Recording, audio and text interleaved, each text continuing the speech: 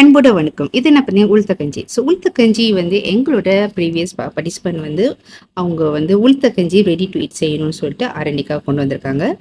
இது வந்து நான் ஜாரில் போட்டு ரீசெட் பண்ணுறதுக்காக செஞ்சுருக்கேன். இது வந்து புதினா தொக்கு இன்னொரு பார்ட்டிசிபென்ட் கொண்டு வந்திருக்காங்க ஆரண்டிக்காக புதினா தொக்கு. இது என்ன சொல்லுவாங்கன்னா ஃபீலிங் சொல்லுவாங்க. நம்ம என்ன ஆரண்டி பண்ண போகிறோமோ அதை ஃபீலிங் பண்ணிவிட்டு அடுத்தது வந்து சீல்னா இது வந்து அதோடக்குன்னு நம்ம வந்து சீல் பண்ணிடுவோம். சீல் பண்ணி அதை வச்சுட்டோம்னா அடுத்தது வந்து தான் நம்ம வந்து கடைசியாக ரீதோட்னு சொல்லுவாங்க. இப்போ வந்து கொண்டு வந்தவங்க எங்களோட பார்ட்டிசிபென்ட் கொண்டு வந்த ஒவ்வொரு ஐட்டம்ஸும் நான் வந்து இந்த மாதிரி ஃபீலிங் பண்ணி சீல் பண்ணி நான் வச்சுருக்கேன். இது வந்து என்னத்துக்குன்னு பார்த்தீங்கன்னா retort class for ready to eat food. அதாவது நோ கெமிக்கல், நோ ப்ரிசர்வேட்டிவ். நம்மளோட ஹோம்மேட் குக்கை வந்து நம்ம சமைச்சு கெட்டு போகாமல் வைக்கணும். 2 வருஷத்துக்கு கெட்டு போகாமல் வைக்கணும். அது எப்படி? ரூம் டெம்பரேச்சர்லேயே. அதுதான் ரீதோட்.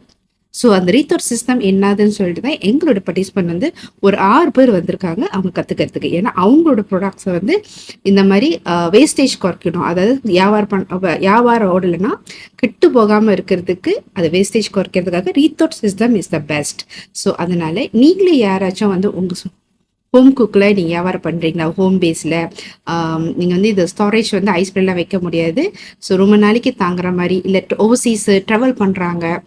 அந்த மாதிரி இதுக்கு வந்து ரீதோட் சிஸ்டம் த பெஸ்ட். நீங்களும் கற்றுக்கணுமா? எங்களுக்கு தொடர்பு கொள்ளுங்க. அடுத்த கிளாஸ்லேயே நீங்கள் ஜாயின் பண்ணுங்கள்.